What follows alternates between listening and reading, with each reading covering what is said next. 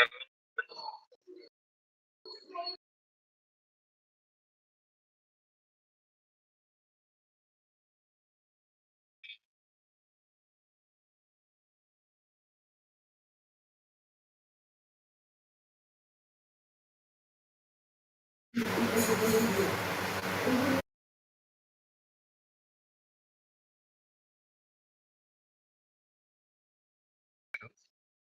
I audible? Yes. So, welcome back, everyone, and I hope everyone is having a great day today. Welcome to episode 2 of our FOSS Files season 4, which is Beyond the Endpoint. And we are having the topic today as our topic, that is the API Alchemy, as our series is going on the APIs.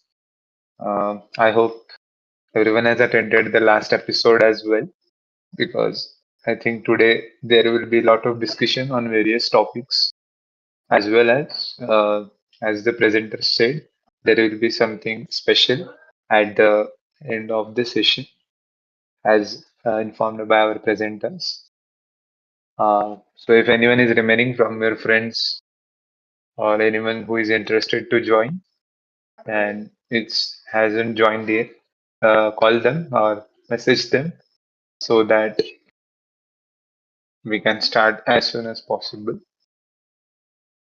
Uh, so, those who have attended the last episode, can you recall what are the points that we learned in that session or in last episode?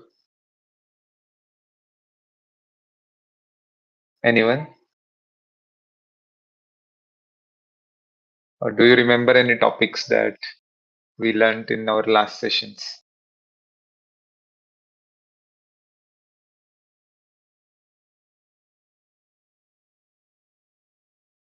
What are APIs? Yes. Why do we use them? Yes.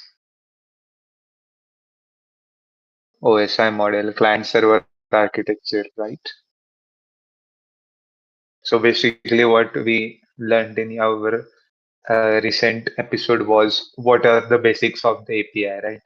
We learned about how the API works or what is the actual working of the APIs, how they run in the background, right? So what is the basic functionality that we have seen in our last episode, and today also we will be having a lot of discussion on various topics. Just call out your friends if anyone is left, and we will start soon.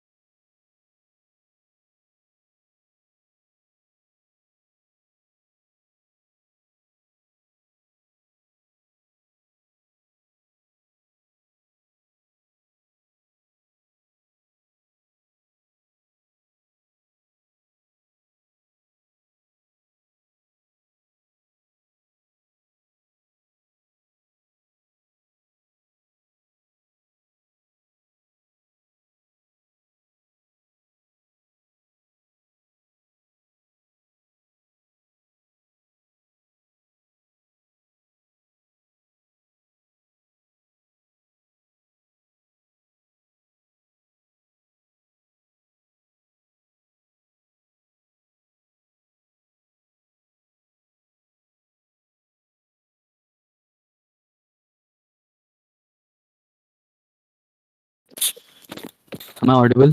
Let us, shall we start?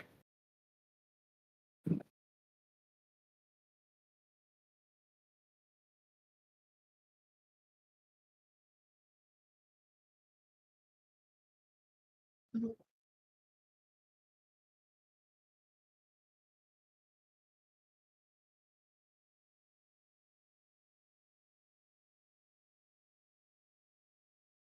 Okay, let's start. So, I, Aditya Aprad, welcome you all to the second episode of this season of FOSS Files. And the episode is named Beyond the Endpoint.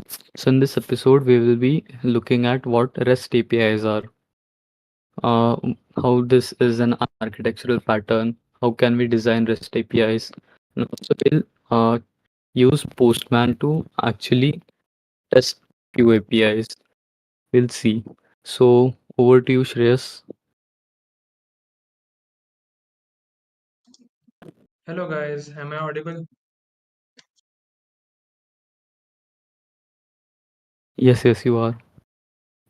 Okay, so in today's episode, we are going to cover everything that Rust has to offer to get us know about Rust, and also we have a small activity at the end of the episode, so stay tuned.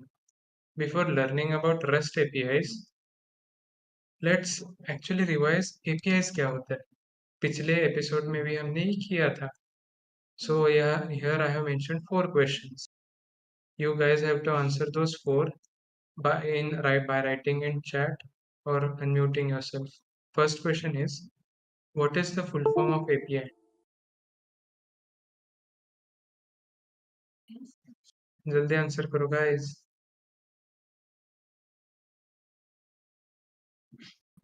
Yes, it is application programming interface, as many of you guys are saying. So the second question is, what do APIs do? Means like क्या functionality ये achieve करते हैं?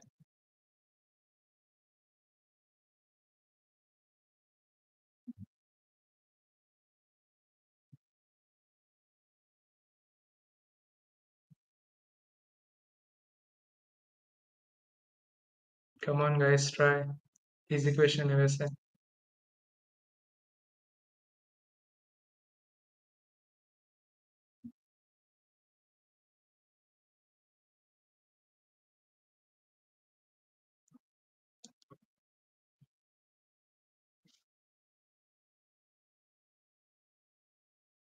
So basically APIs का काम क्या होता है?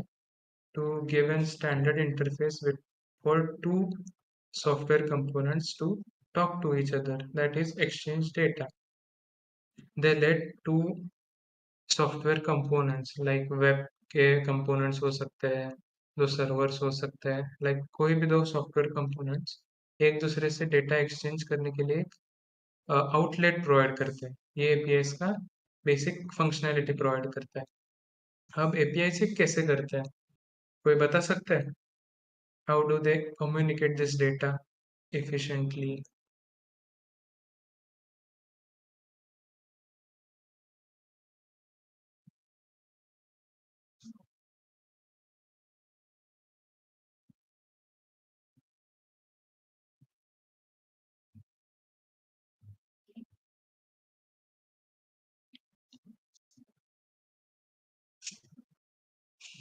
Guys, you can unmute yourself as well.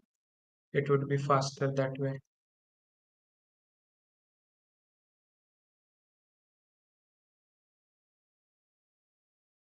किसी को ट्राई करना है आंसर करने के लिए कि मैं करूँ?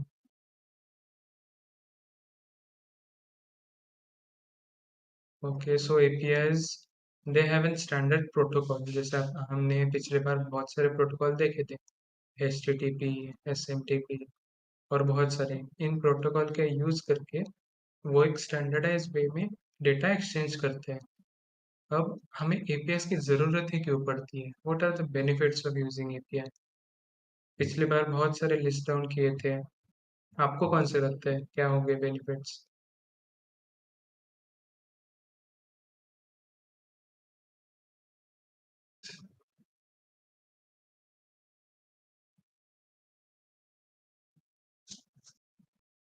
लाइक एपीआईज यूज करते हैं तो उसके बेनिफिट्स तो होंगे ही ना। Okay, Prithviraj is saying connecting website. हाँ, वो तो उसका बेसिक वर्क ही वो होता है to exchange data between websites and web services over the internet. और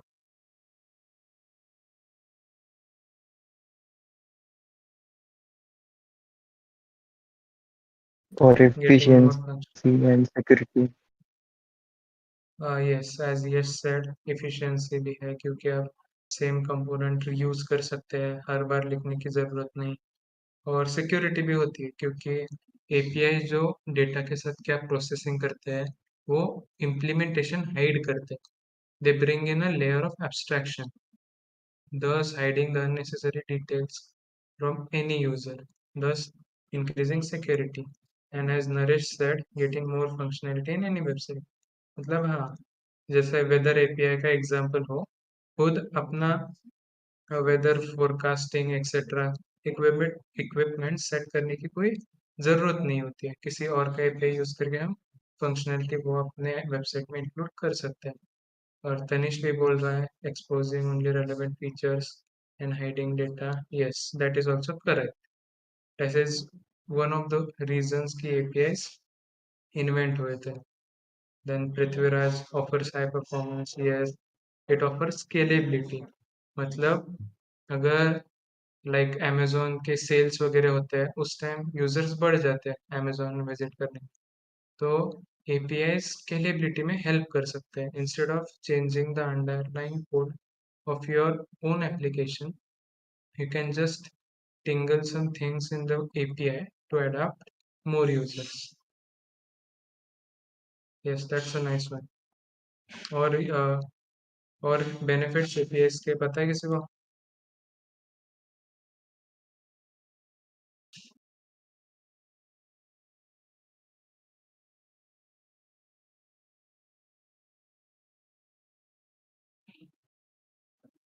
Yes, as Pooja says, makes it easy to communicate. That is right. It gives a standard interface. Yes, we बोल रहा है standardization. So those are the many benefits that APIs offer us. Now, what are RESTful APIs? Let's see that. RESTful APIs क्या होता है? They are just APIs which follow the REST specification rules. अब REST specification rules, they are like a guideline how to design an API. हमने पिछले episode में भी एक ऐसा गाइडलाइन रूल बुक की तरह एक देखा था, पता है, नेटवर्क मॉडल में।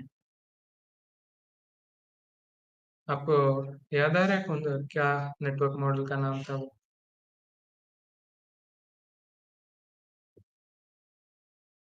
OSI, right.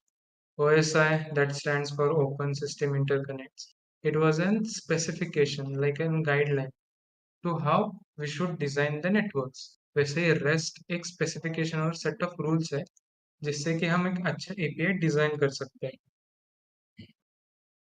REST stands for Representational State Transfer, and it is one of the set of rules that dictates how the communication over the web can take place, like between systems or clients, etc.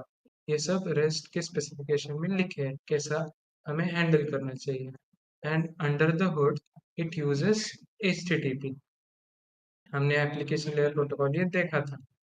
So the the underlying protocol used by the REST APIs are generally HTTP. अब ये बनाने के लिए कुछ तो principles तो होंगे ही on which these specifications are based. So let us look at few important principles of REST. So the first principle is stateless. What do you mean by being stateless? Well, जब हम as a user किसी server को request करते हैं तो हमारे उस request में सब कुछ होना चाहिए that is required by the server to spit out a response. मतलब आपको क्या चाहिए, आपका ऑथराइजेशन, आप आपका आईपी एड्रेस एक्सेट्रा उस रिक्वेस्ट पैकेट में होना चाहिए for the server to spit out a response. Now stateless का मीनिंग होता है once you make the request The server takes that information, prepares a response, sends it back to you, but it doesn't store any of your information in that process. So each new request you make has all the information it needs to have, and the server doesn't store anything about it. And each request होती है वो independent होती है. It doesn't rely on the previous request. Did you understand what it basically means? कि server आपका कोई data store नहीं करता. That's why आपको सब डेटा जो रिक्वायर्ड है वो हर एक रिक्वेस्ट के साथ आपको सेंड करनी पड़ेगी सर्वर को. Now the second principle it works on is client server separation. पिछले एपिसोड में मैंने क्लाइंट और सर्वर की डेफिनेशन दी थी आपको, किसी को याद है?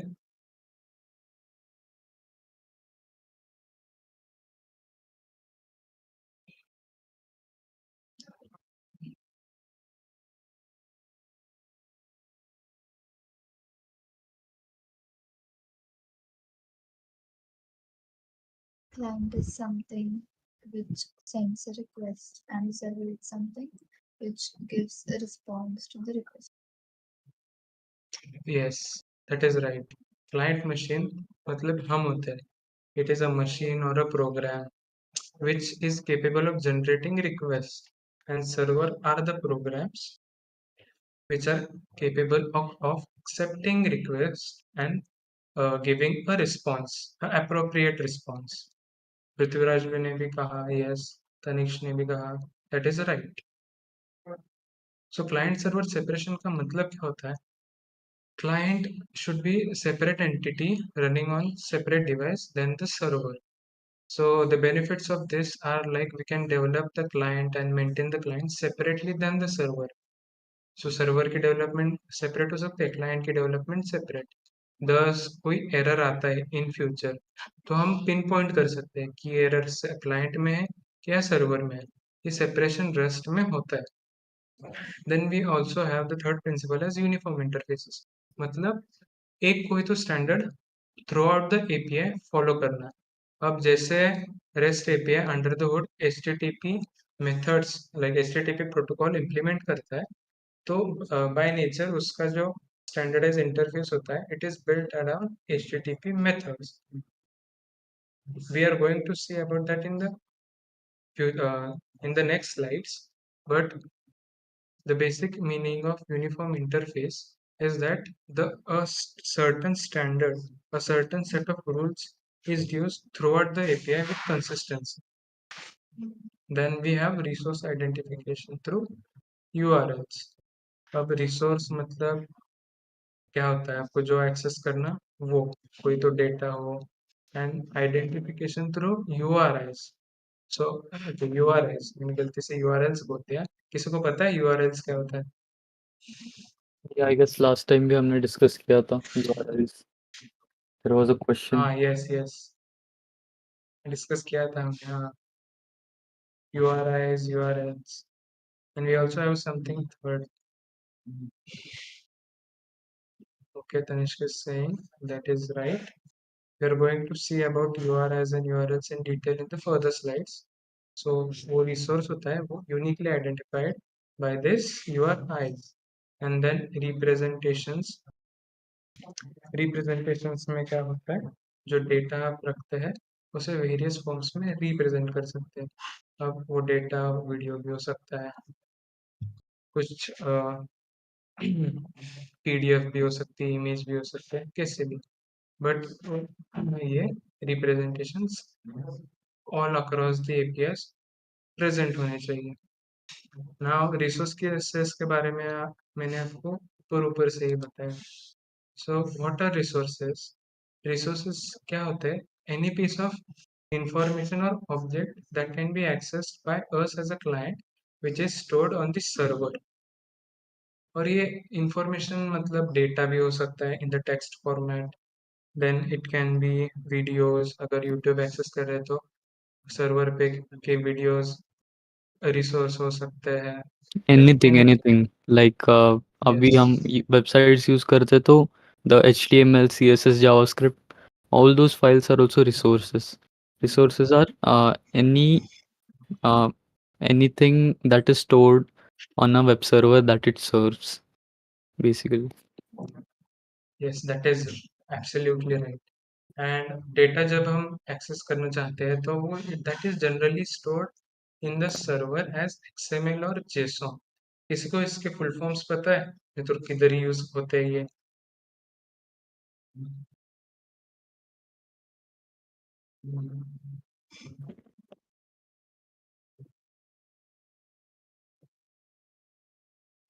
Server config, okay. Full form बता हाँ, यश ने बताया XML extended markup language. That is right. Naresh is saying it is a data format, yes. And JSON stands for JavaScript Object Notation. That is right.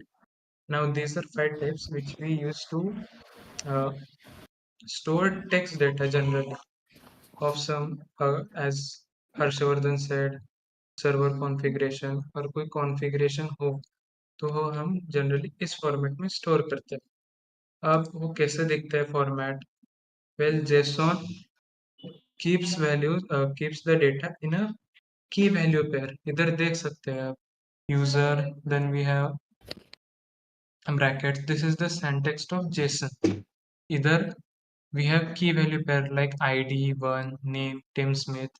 ये key और value pairs है. Keys are like the identifiers like name और उसकी value Tim Smith. ये से JSON ऐसे store होता है. XML में क्या होता है? If you can see, this closely resembles HTML, right? Yes, Tanish भी बता रहा है JSON format used for user snippet. Yes, that is right. XML looks close like HTML, right? But इधर difference spot कर सकते हैं क्या कोई? HTML में जो नहीं है वो इधर है.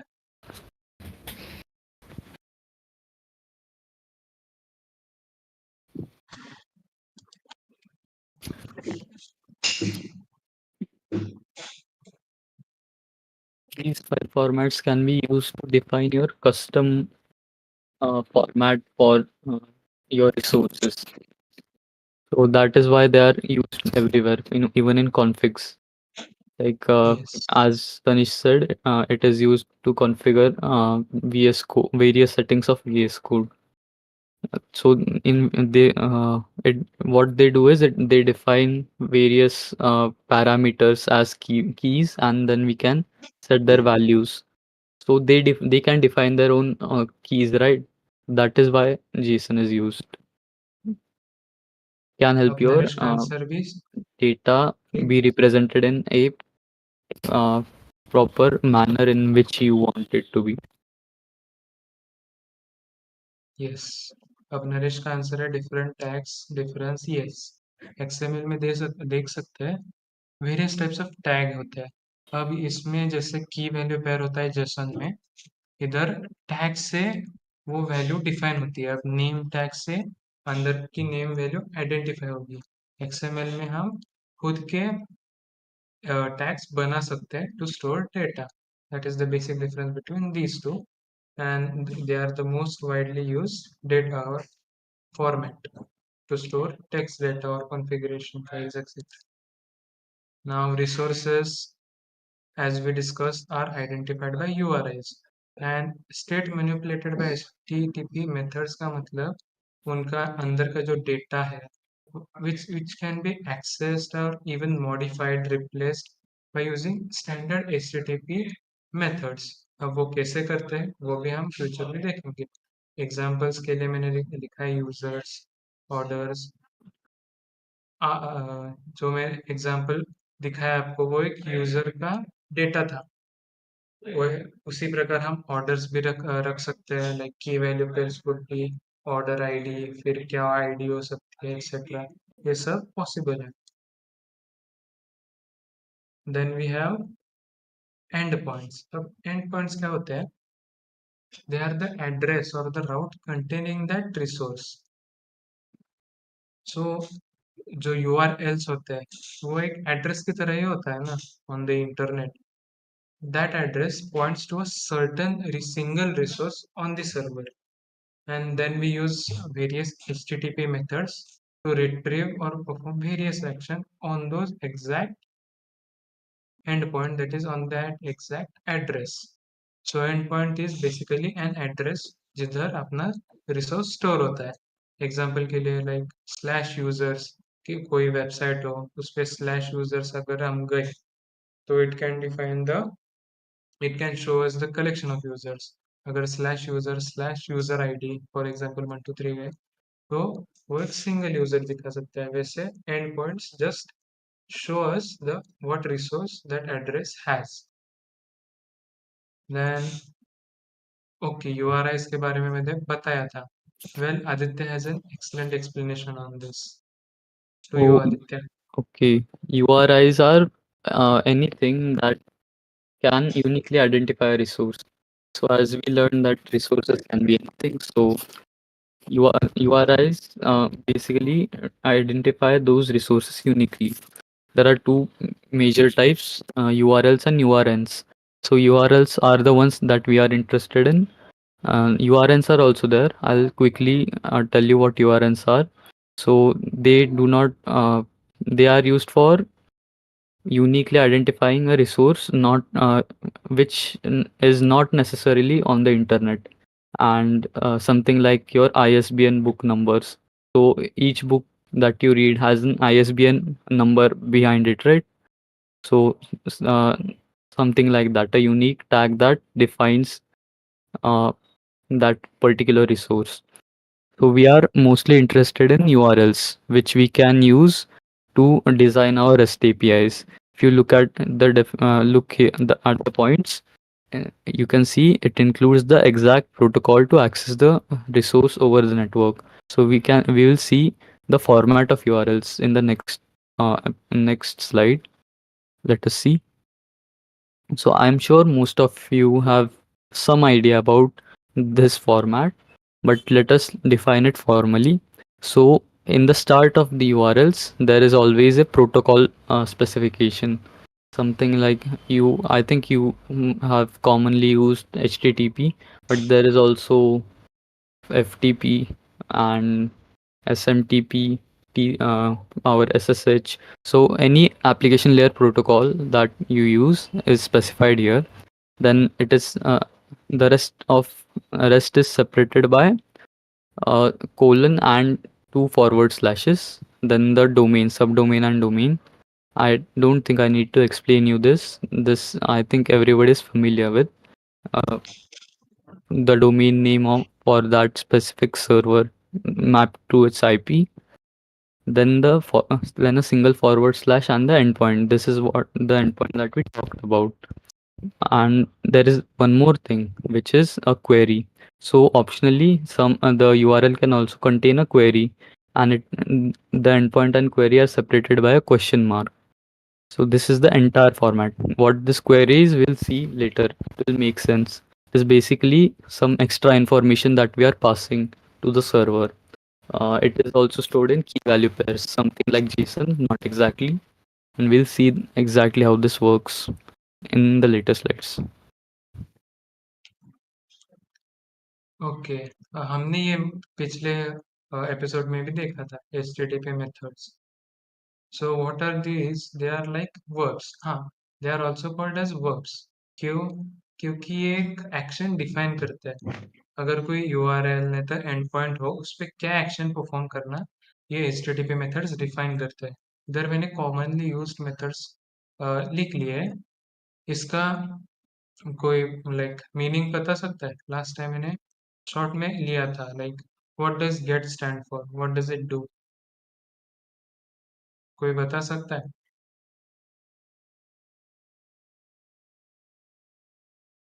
Then we also have post, put, delete, patch. इसके सारे आंसर्स लिख दो चैट जल्दी. As Yash said retrieve, yes. Get का फंक्शनलिटी रिट्रीव करना होता है. Okay, we are getting quite a few answers. Redirecting to different URL. Pratiksha ने लिखा है read, create, update, delete. We'll cover that. Pooja says post sends data to server. That is right. Prithviraj, get method is used to replace data from specific resource. Yes, that is absolutely right. Now, हाँ जैसे आपने बताया, get is used to retrieve any data that is located on the specific endpoint. अब इनमें एक property होती है which is called as idempotency. अब idempotency क्या होती है? Well, if you repeatedly perform the get operation on the same URL again and again, you will get the same result each time, right? क्योंकि simply what get does is to retrieve the information. आप कितने भी बार retrieve करो उस same resource से वो same ही आने वाली है. That is idempotency. idempotency का मीनिंग क्या होता है कि अगर कोई एक्शन आपने रिपीटेडली परफॉर्म की तो उसका जो एंड रिजल्ट है वो सेम ही आना चाहिए. That is the property of idempotency. सबको समझ आया? सो गेट अगर हम रिपीटेडली परफॉर्म करें तो it will return the same result. Now post, as many of you said, actually sends और creates an resource on the server. अगर हमने बार बार पोस्ट किया तो we can create duplicates of the same resource. So this doesn't follow the idempotency rule, क्योंकि idempotency क्या कहता है, अगर सेम एक्शन बार बार परफॉर्म करे तो जो रिजल्ट हो है वो सेम ही आना चाहिए. बट पोस्ट में क्या होता है, we get duplicates. So post doesn't follow idempotency. Then we have put. Now what put does, हमारे पास कोई रिसोर्स है उसे रिप्लेस कर देता है. मतलब हम किसी रिसोर्स को रिप्लेस करते हैं ऑन द सर्वर. कोई सर्वर पे एंड पॉइंट पे कोई रिसोर्स लोकेटेड है और हमें उस होल एंटायर रिसोर्स को रिप्लेस करना है with some other information. Put method does that. Then we have, अब पुट मेथड हमने रिपीटेडली यूज किया and if we keep on replacing the same, we get the same result, right? So it follows idempotency. Then we also have delete, which simply deletes the resource on that particular endpoint. And this naturally follows idempotency because once you delete a specific resource, you cannot again delete it because it doesn't even exist there. Then we have patch. Now what patch does is कोई resource हो server पे उसके partial information को replace कर देता है, और we can say it updates that resource instead of completely replacing it. Put क्या करता है, कंप्लीटली रिप्लेस करता है, whereas patch just modifies the small bits in that resource. अब delete और patch idempotency प्रॉपर्टी फॉलो करते होंगे? yes और no में आंसर दो.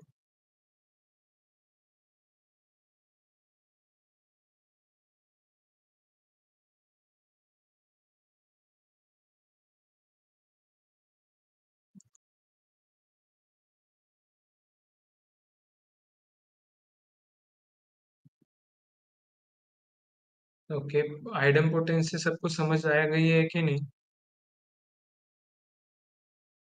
Prithviraj is saying yes. Okay, पैच बाकी बाकी लोगों के आंसर्स भी देखते हैं. Yash says no.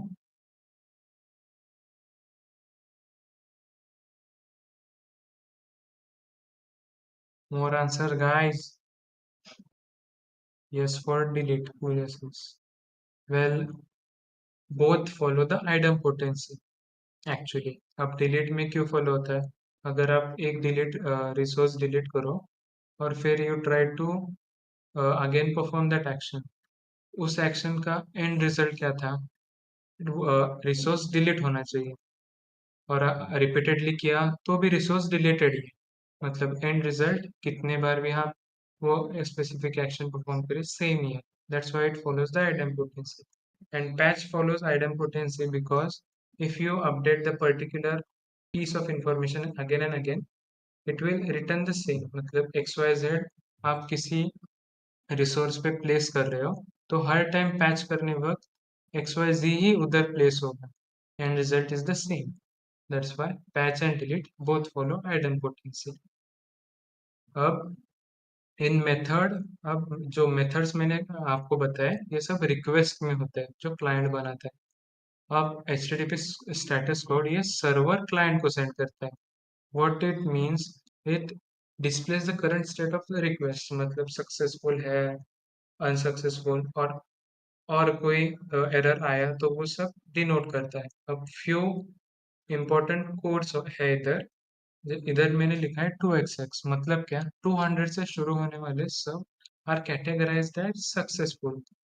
For example we have 200 which returns okay, मतलब आपका जो रिक्वेस्ट है that is successfully processed. Then we also have 201 which is for moved successfully.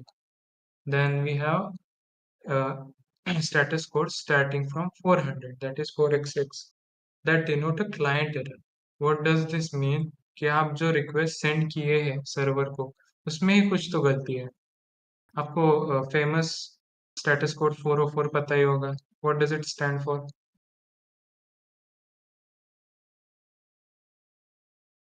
Not found. Exactly.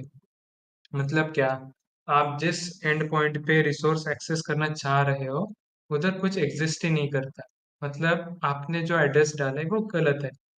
इससे क्लाइंट एरर कहते हैं कि आपने रिक्वेस्ट में कुछ तो गलती की हो तो वो 400 स्टेटस कोड में आ जाता है.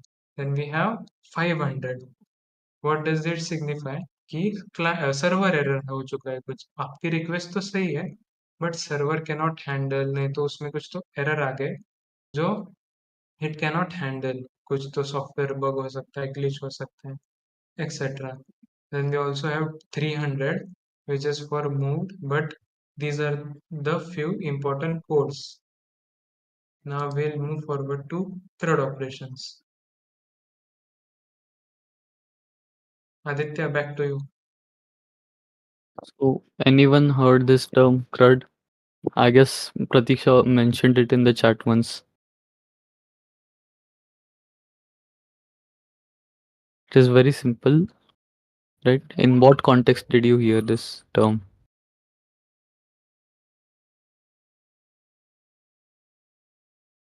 Database. Yes, MongoDB. Exactly. Databases. So, as we are manipulating resources on a server, we are fetching and we are modifying resources on a server. The idea is the same. There are four basic operations: create, read, update, and delete. And these use specific HTTP methods. And it is self-evident which methods those values. Create will use post to create a new resource on the server. Read will use get. Update this will either use put or patch. So we discussed already what put and patch do. Put places the entire resource on the server, while patch modifies a specific thing, a specific parameter or specific data in that resource, and delete will delete the resource.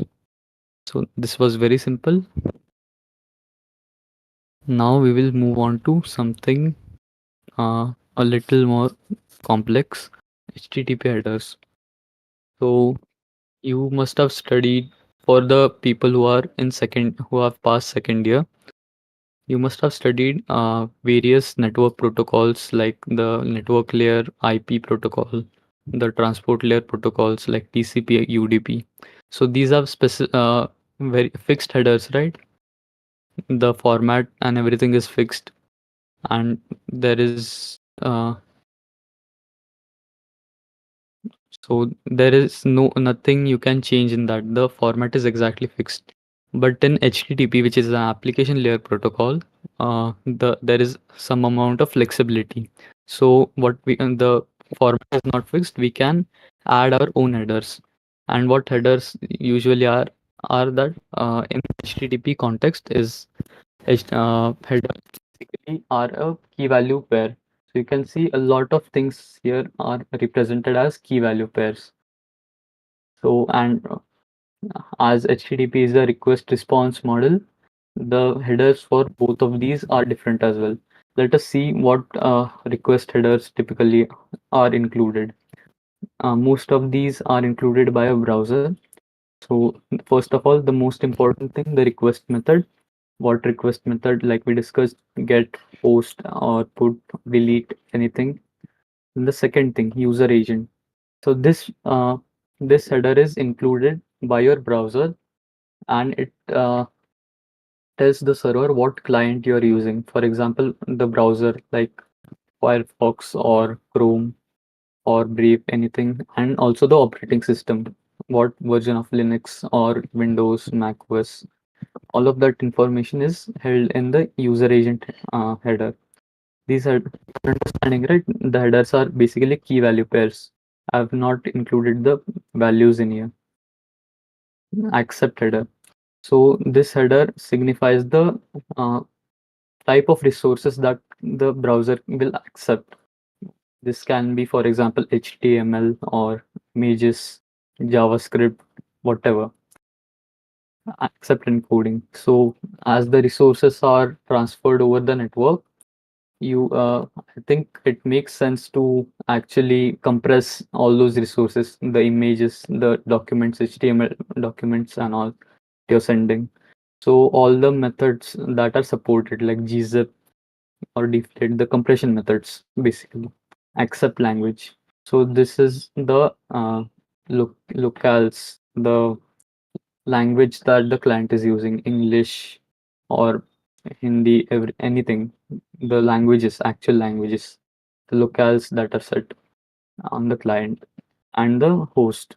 So this is, I think, this is the most important. We have to include this. It basically is the domain name of the server to which we are sending the request, and response headers. So this was the request headers, and this is the response headers. You can see they are totally different because there is that flexibility. We can only include the actual information that we need. In the response headers, there is first of all the stats code, like we discussed, 200 series, 300 series, sorry, 400 series, and 500 series, and the server. So this is, one second, I have something.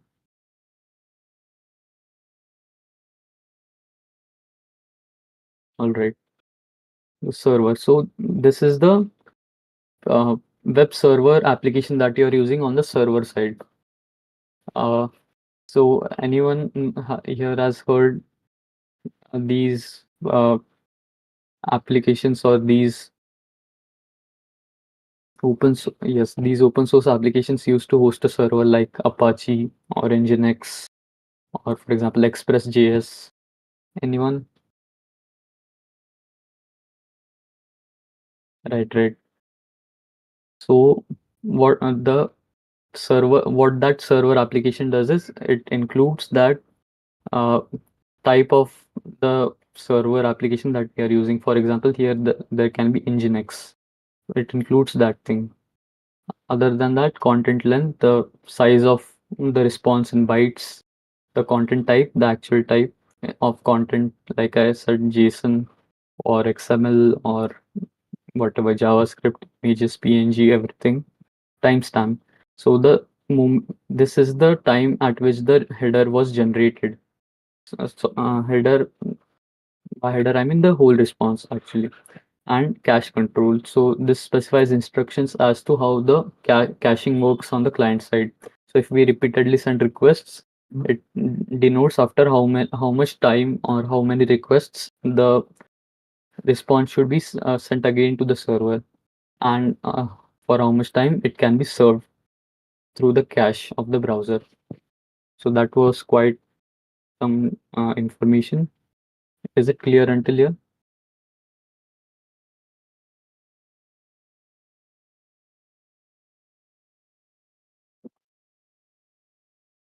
Chat में कुछ अलग ही चल रहा है.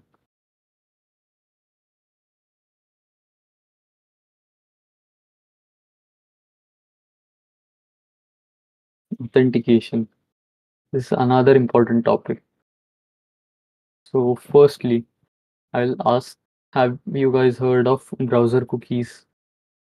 What are cookies?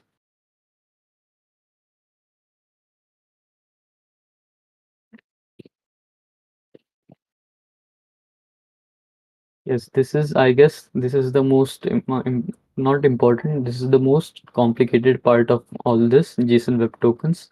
After that, it gets easier. So let us focus. Yes, it stores data about user. It is meant to increase user experience. So it handles, yes, it handles things like metadata storage and most importantly, authentication. But in API design, in this kind of API design, REST, we usually do not use cookies.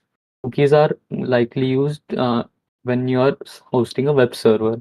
If we are just building a simple API server to serve some resources, it makes much more sense to use something like JSON Web Tokens or API keys, as we'll see. So I'll tell you in short what cookies are. The authentication part of cookies, actually, I'll tell you only that much because we are focusing on authentication. What cookies do is they will generate a session ID on the server side, and then they will store that session ID in their database, and the information about user, everything that the session ID is what authenticates the okay. I'll backtrack and let's start once again. So what browser does it and what the server does is it creates a new session ID, and it will send that session, it will generate a cookie and it will send that cookie to your browser, and your browser will store that in your local storage. This will include authentication information and everything, but the everything about the session is also stored on the server, and this is actually it puts a lot of load on the server as well because it has to store that information in its database. And if suppose they are using distributed computing and everything, then the information, every single server needs access to that same information. It becomes a little difficult. So what JSON Web Tokens do is they shift the authentication, the burden of authentication to the client side. Let us look at what these are then.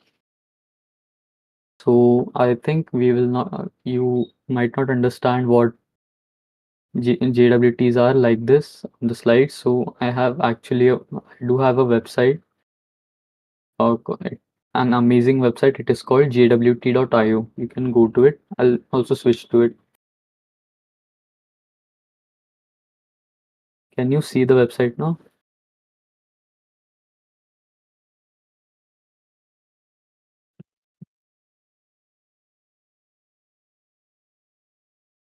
Yes, yes. So JWTs work in this manner. Let us see.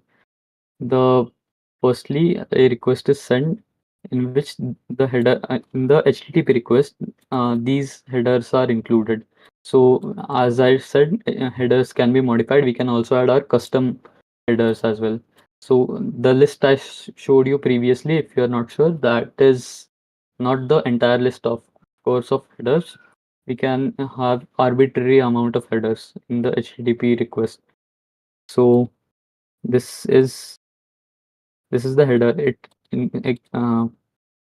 signifies the algorithm that we are using for JWT, and it is actually saying that this packet and this HTTP request is of JWT type, and the payload.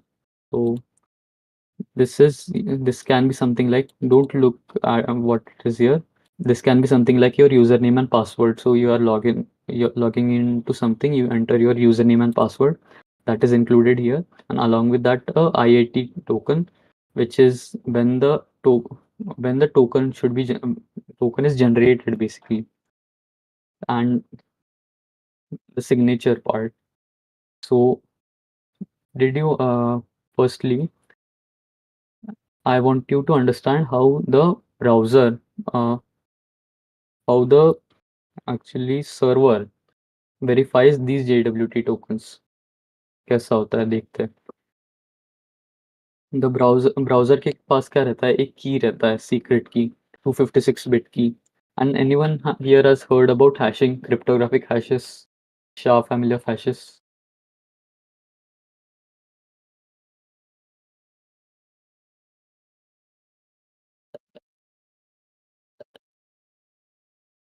Yes, people have heard, but I'll explain it.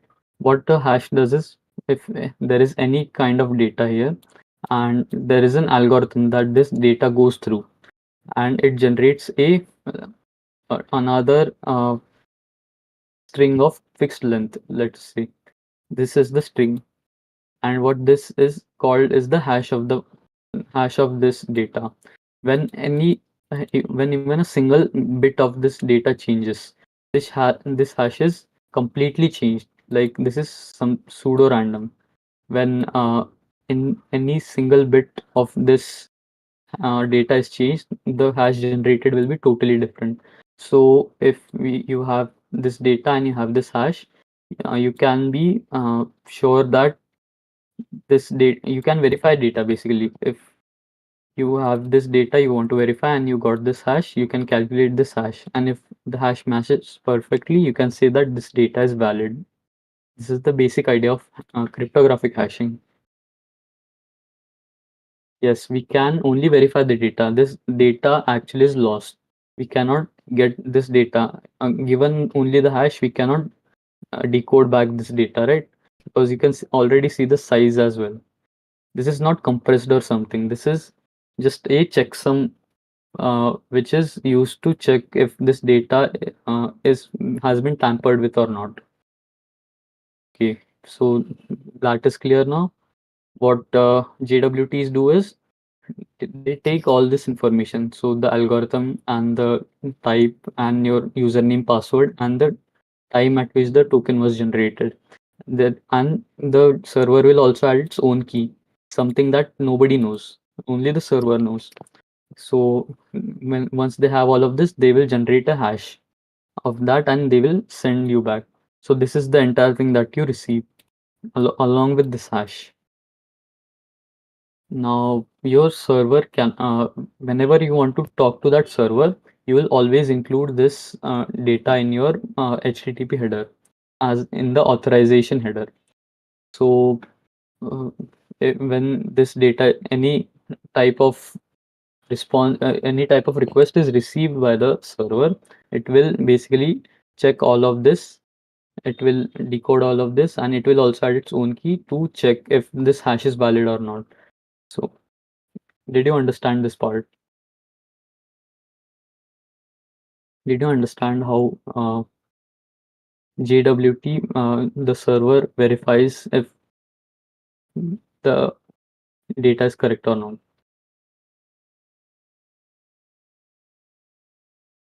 Okay.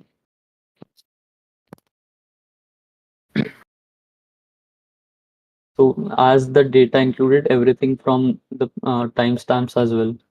So if even if we try to change our timestamp, so for example, extend our session by saying that this token was created at a later time, then the server can you cannot do that basically, because for you to do that, after you change this information, you also need the server's secret key to generate this whole hash.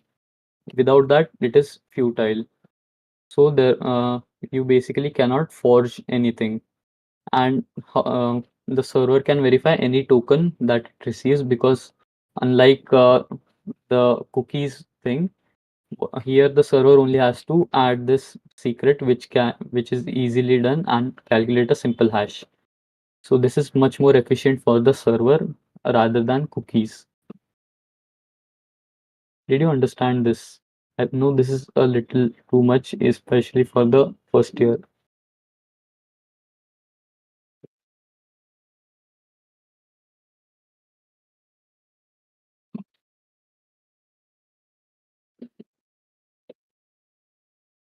ये signing algorithms और भी हो सकते हैं. अभी यहाँ पे हमने हैश यूज किया, You can also use public key cryptography if you know what that is. That is what these algorithms are. There are various specifications, the key sizes as well as the algorithm that you're using. समझा कुछ? मुझे first year से तो कुछ response नहीं आ रहा है,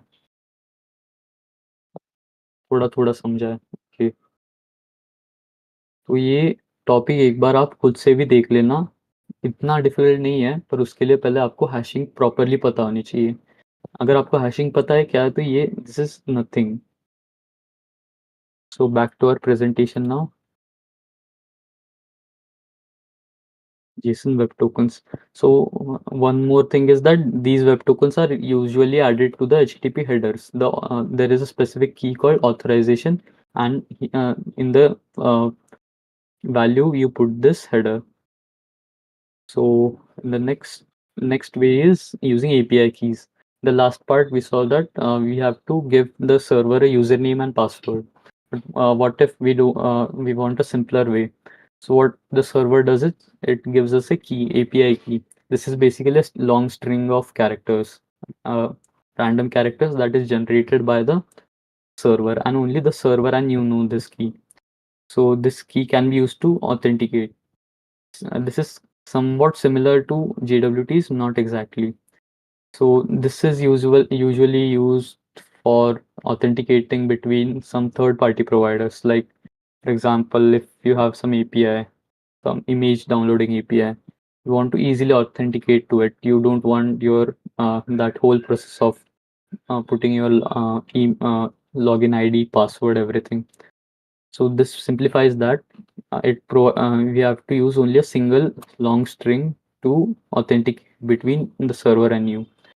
If the server receives that string, it knows it is you. We'll see how we can use this as well.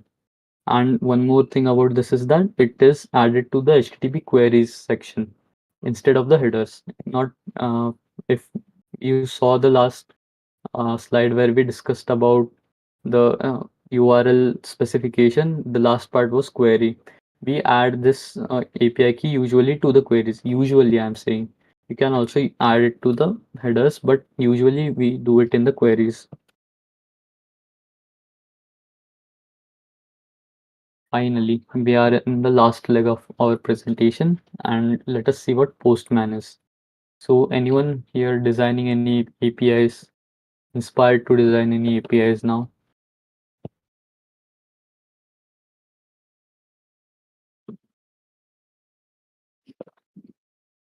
Yes. So whatever technology you use to design the APIs, you should use applications like Postman to test your APIs to actually verify whether it works or not. This provides a simplified interface to actually look at what exactly is going on between the server and the client, read all the information going through in the response request and the response. So you will not understand it like this. We'll actually switch to the Postman client here. You can see this is a very simple interface that is of Postman, and there are basically two sections. It provides a nice organization with tabs like your browser. So I'll open a tab and you can see this section in here. This is the request section. All the information regarding request that we want to send is we can modify it here. And the response that we receive will be shown bottom in the bottom section. So let us get to testing APIs then, shall we? Anybody has any doubts before we start in the previous sections?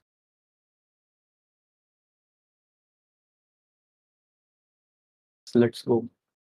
So I have a simple server setup actually. I'll directly put the domain name, and this will, when I do not specify anything, it will automatically send it an HTTP GET request with to the port 80 basically, which is used for HTTP.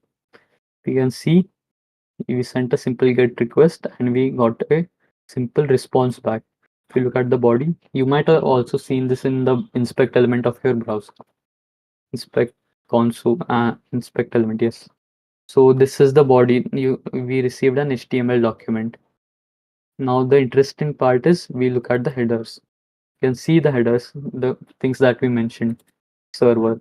I am using an Nginx server on my website, so it shows up here.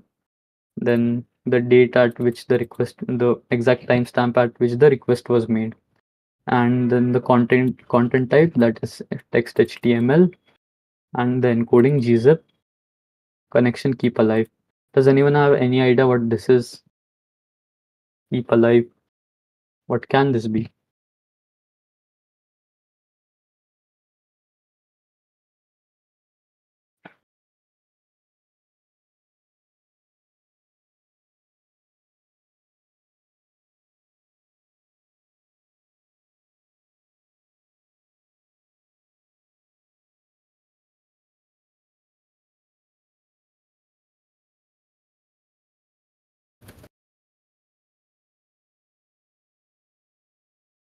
The connection must be there for the complete request response cycle. Partially true. What it signifies is the connection should be kept alive between multiple HTTP responses. So if we go a layer below this, in the HTTP works basically on TCP.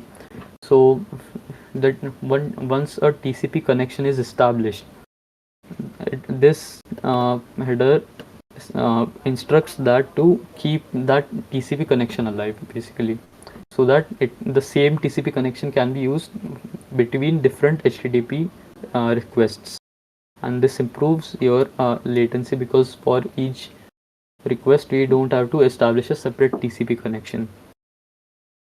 Exactly. So now let us look at a slightly more complex example. Now we sent a simple GET request to a website. Now I have a API. There is an API called Open Weather Map. We will use this API to demonstrate the use of API keys. If you look at their website, if you go into their documentation, you can see that the endpoint that they give for these requests is this api.openweathermap.org/data/2.5/weather. This is the endpoint this is the entire URL that they give, including this endpoint. This is the domain we discussed, and this is the method. So we have to send a simple GET request to fetch the weather, but we have to also specify a few parameters, right? The first parameter that we have to specify is the location.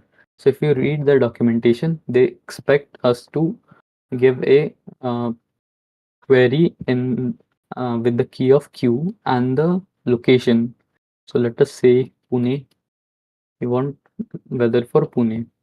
And the second parameter that they expect is your API key. So they don't keep their API open to everyone.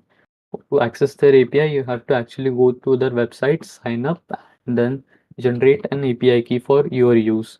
And they keep track of how much usage is there for that API key, and then they can bill you on that. So the API key is specified in this case by the key app ID, and the value will be the actual API key that I have. So if you can see the API key that I received. Second, is this correct? Okay, this is the correct API key. And usually you don't share this API key with anyone, because this is confidential information. Anyone can be an imposter and use your API key for their benefit. So I'm going to disable this API key after this session, but just for now, I will send this request. For that, you can see how the query is actually built. After the question mark, you can see the key value pairs are separated by a single ampersand. Q equal to Pune, and the app ID is the API key. You can see how this works. Right out. We'll send the request. Let us look at the response. You can see what kind of response we got. What is this? Can anyone tell what format is this? JSON, exactly. This is all the data we need about weather. And the headers, you can again see. Now the server application, I use Nginx, they used OpenRusty. And similarly, timestamp, content type, you can see now it is application JSON. And the length is 498 bytes. Along with that, we have a few other things, but this is another important thing, access control allow origin. And this is set to an wildcard.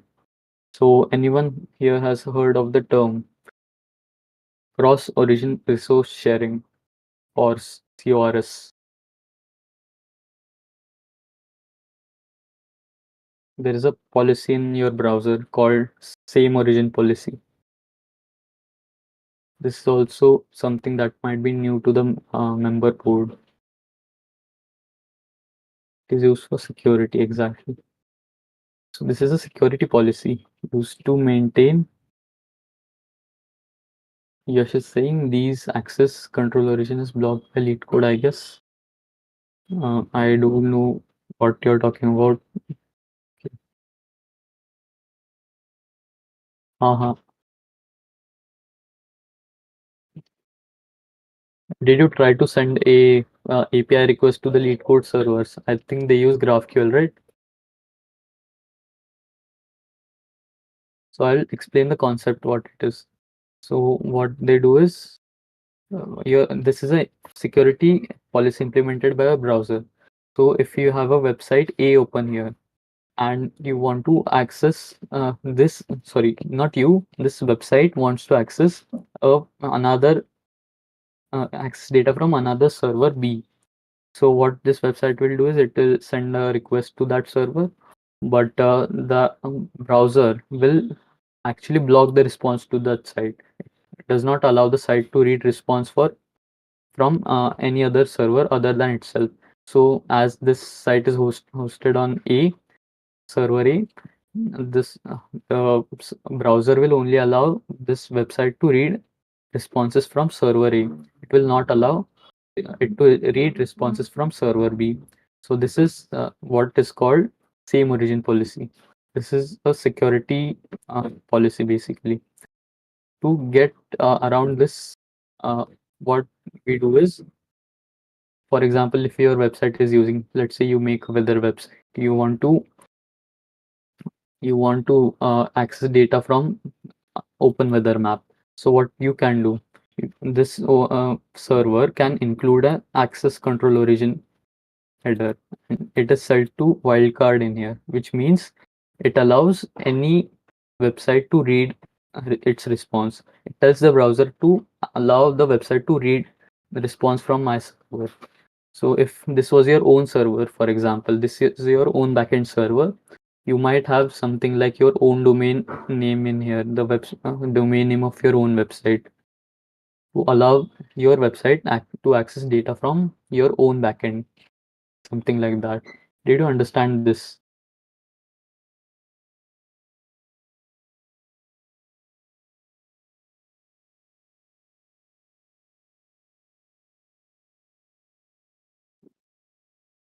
And I'll just tell you what JWT does is, in JWT, what happens is, instead of your, let me hide the response, instead of your API key in the query parameters in here, in the URL, instead of that, what it does is, in the headers, there is a special key called authorization. And you include your API key in here, not the API key, sorry, the JWT token in here. This was everything about APIs. Did you understand everything until now?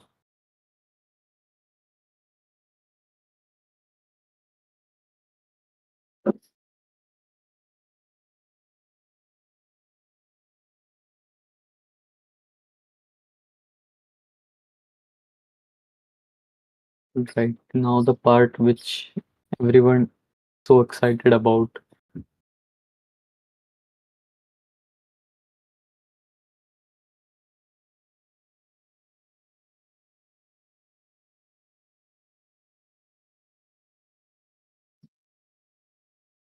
Yes, we will have a little quiz called REST quest. We will use actual, I have set up an actual REST server and you will actually you send requests to that server, and this is how the quiz will progress. Like you will send your responses using APIs, and for that I request everyone to actually open Postman. So I know you might not have Postman client installed, but if you simply go to postman.com, you can open this in your web browser itself. You have no, there is no need to download any client.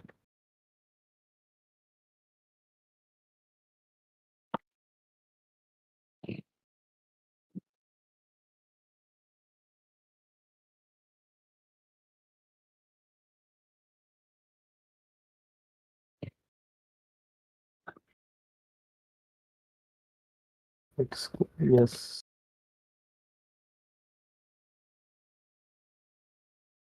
Did everybody open their Postman client on postman.com simply?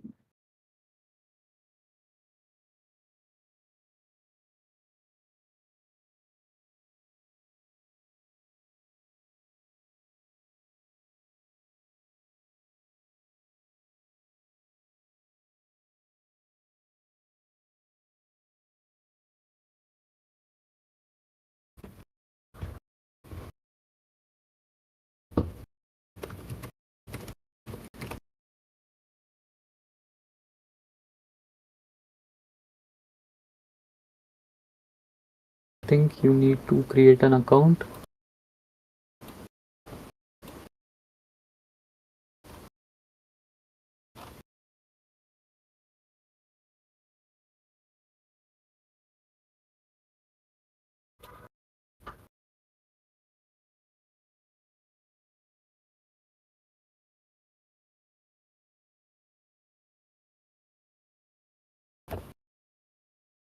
If you have API client, then there is no problem. But I think yes, we have to actually sign up on the website.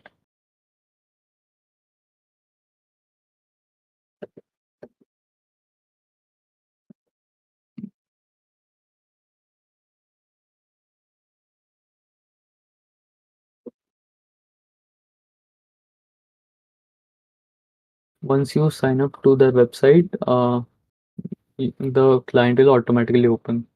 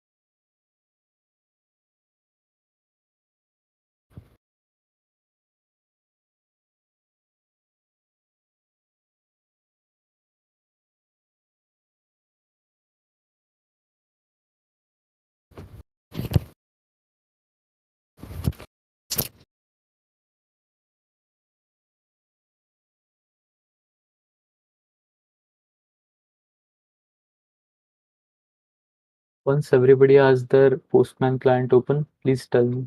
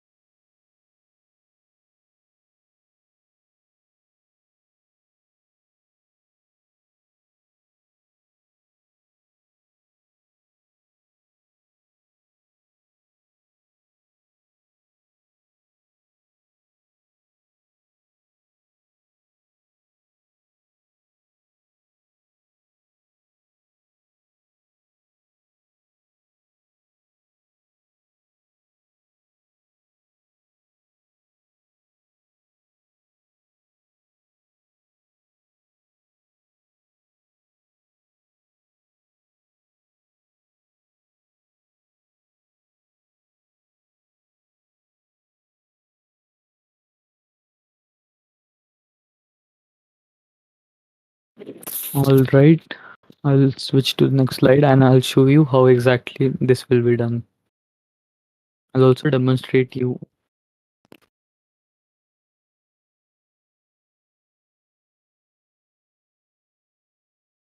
So this is the endpoint that we have. This is the domain that we have set up, aditya.software, and the port number is 3000. So the three things that you will do is first you'll send a post request to this endpoint, that is / sign up, and you will also include your name in the query. So what this will do is it will sign you up to the server with your username, and it will also give you a unique token, API token. Now what you will do is you will take this token and you will paste it in the authorization header of your browser. Everyone here until now? Everyone clear? Right until this point?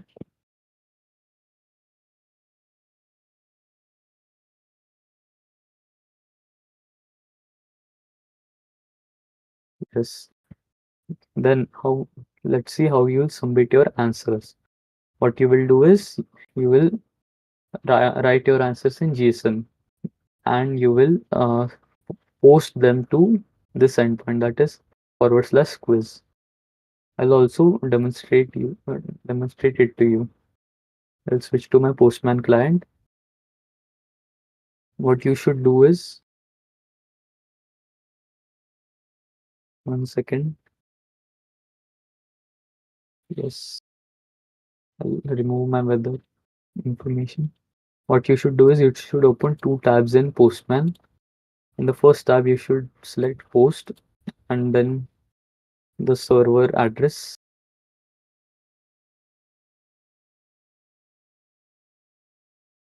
Now, firstly, we will sign up. This is the sign up process. I'll simply send the post request. The response, sorry, one second. I forgot to actually add the port number as well as the key value pair of your name. The key you have to set it as name and value you have to set it as your username, Ditya. So I will send this request now, and you can see the profile was created. This is the token that was generated. This is your API token, private API token.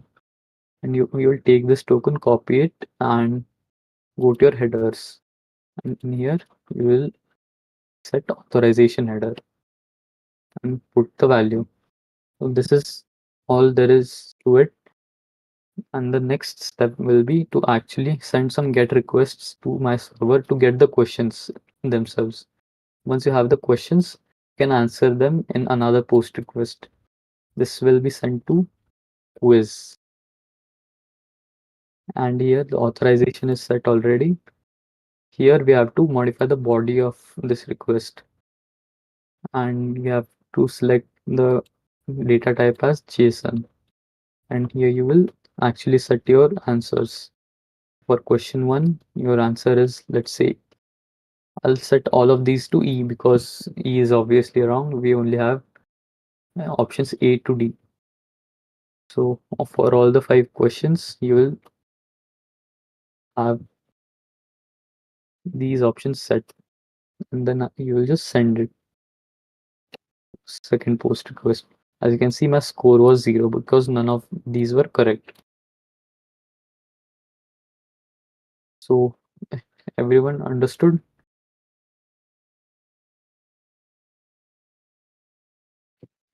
Okay, for catching up.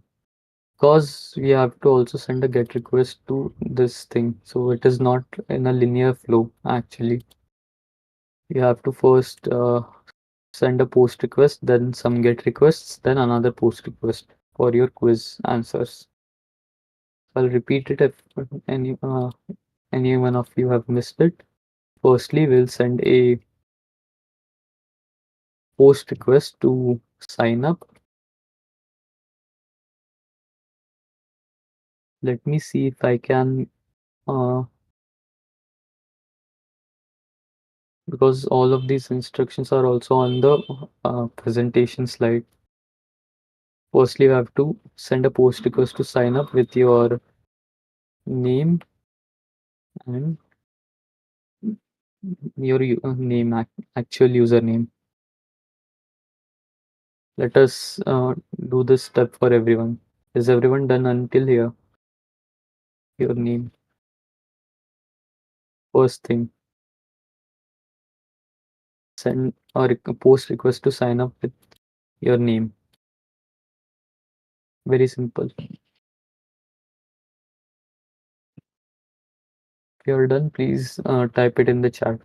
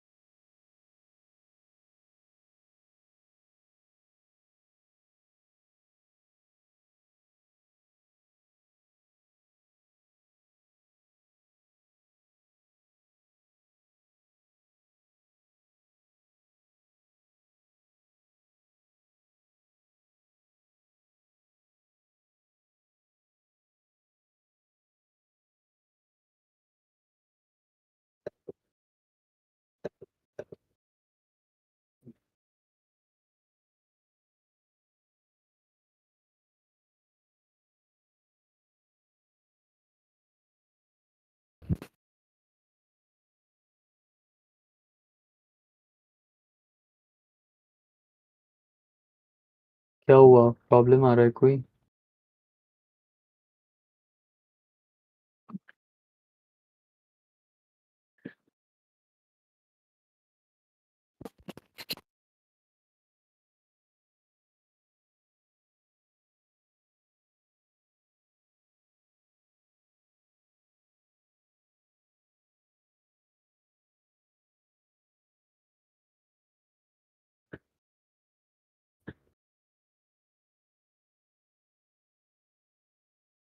Think a lot of people are done. So let us move to the next step.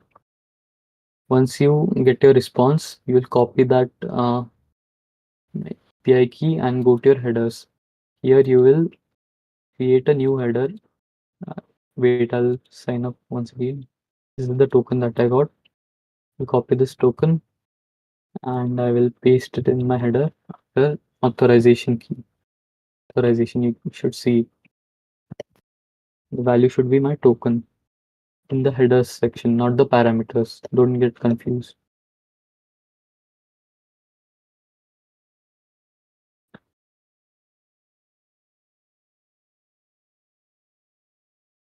Everyone done till this step?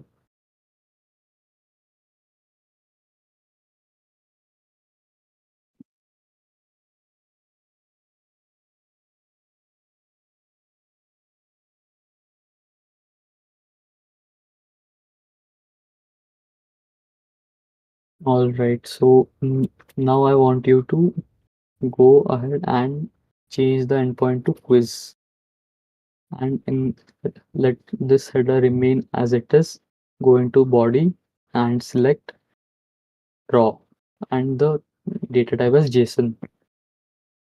This is the third step.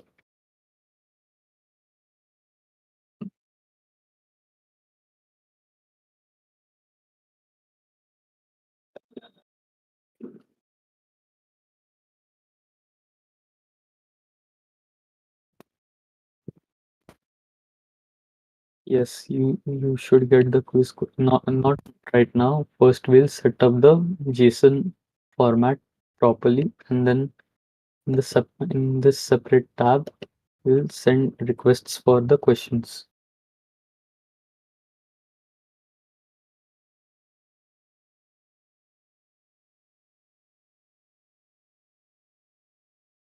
Everyone done? So we have this JSON setup here, exactly like this. Don't send this request yet because you have to actually set the answer keys.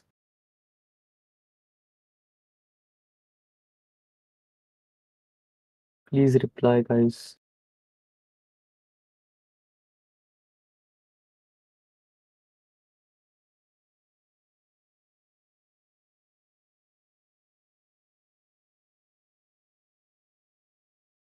Done with the setting.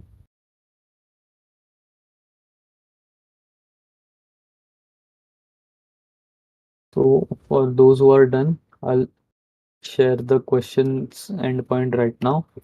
You should send a GET request to this endpoint questions and then the question number 1, 2, 3, 4, and 5. You'll receive the question as a JSON response and then you can set your answer key here. Once you have set all the answer keys, you can send your request back.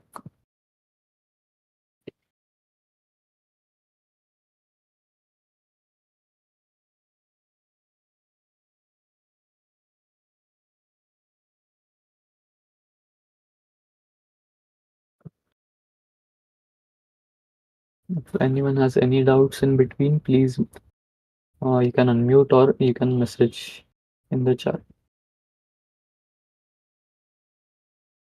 And send request. Please check your request method.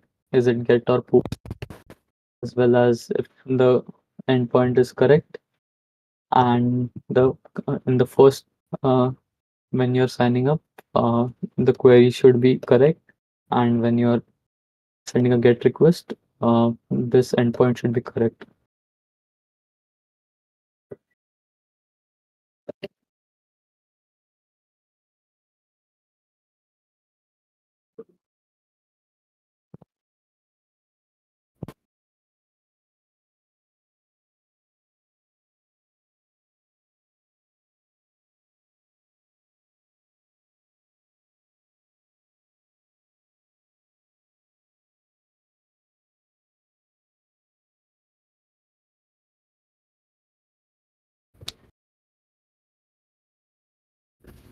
Cannot get.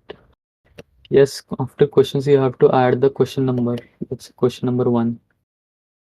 This is question number 2. You read the response.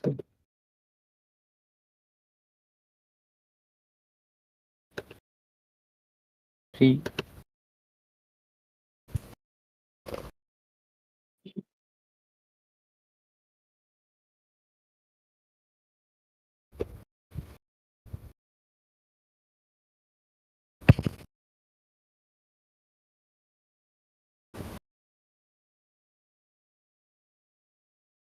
The quiz begin. How many are stuck? Please let me know in the chat so we can help you.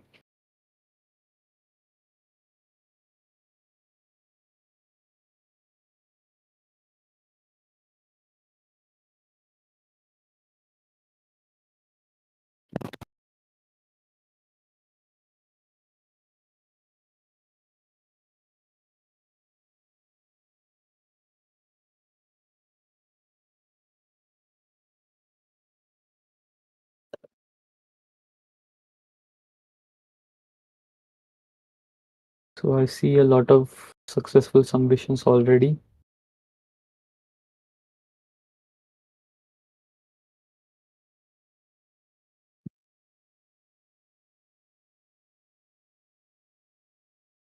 Which GET request for the questions? Are you sure sending this exact request? Questions, then the question number 1, exact question number after questions.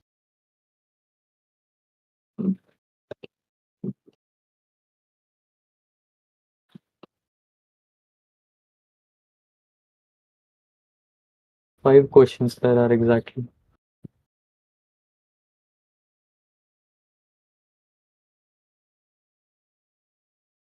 Then done. Can submit.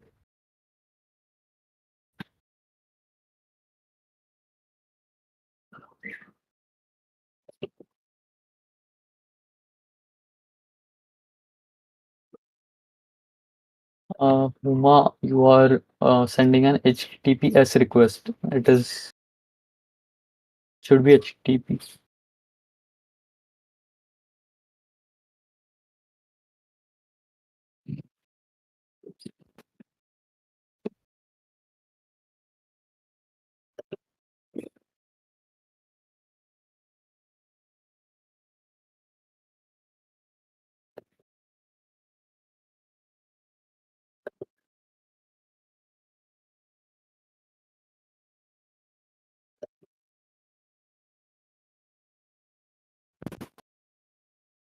Please check your spelling, Pooja.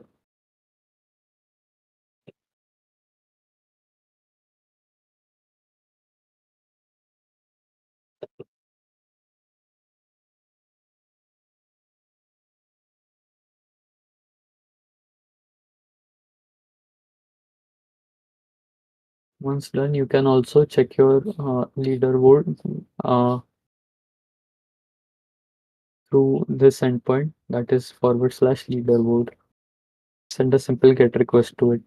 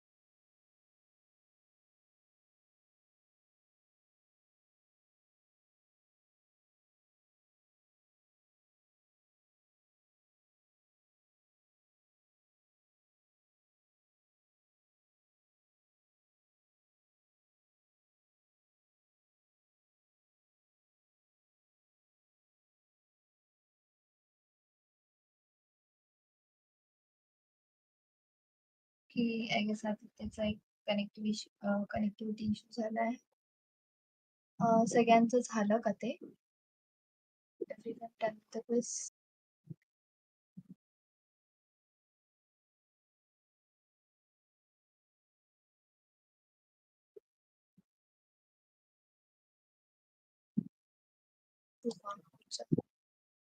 किसी को कोई difficulty समझ में आया gate और post क्या किया हमने?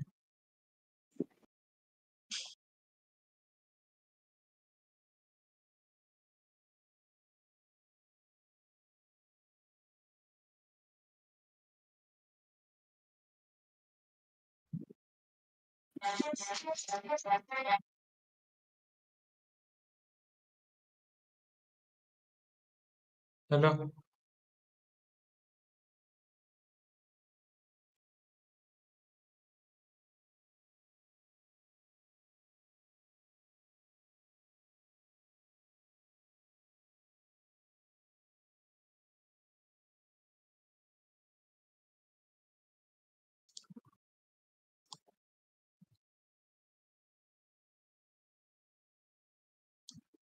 Okay, guys, Aditya is having some connectivity issues. And by then, सबको समझ में आया ना क्या कर रहे हैं इधर, क्या किया हमने? Everyone clear with all this?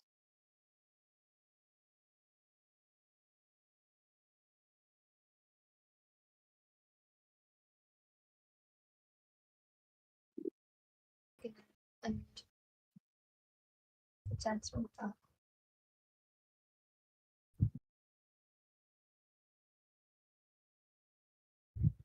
सब लोग सो गए क्या? I guess so, okay.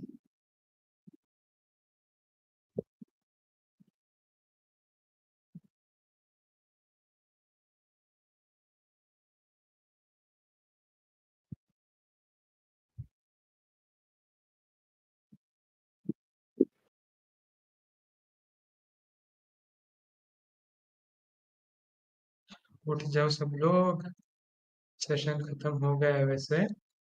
I hope कि आपको सब समझ आया होगा। अगर कोई डाउट हो तो please feel free to ask.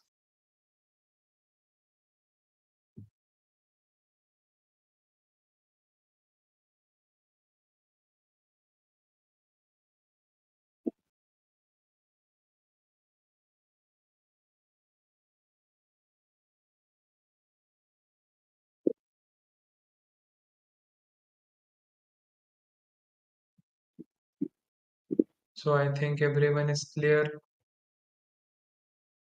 So shall we conclude this session?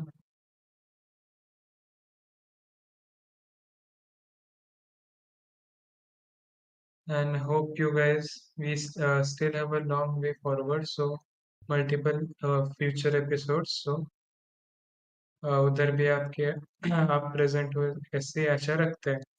बहुत कुछ सीखने मिलेगा जैसे इस सेशन में मिला।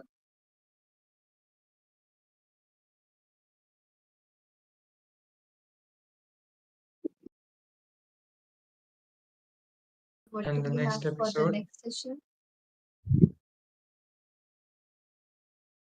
we have GraphQL. It is one of the leading web technologies.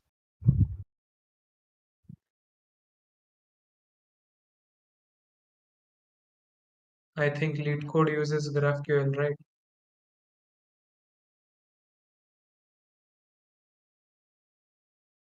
वही डिस्कशन चल रहा था। Yes, yes. So stay tuned, guys. See you at the next episode.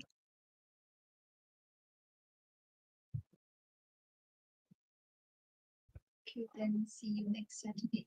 Bye bye.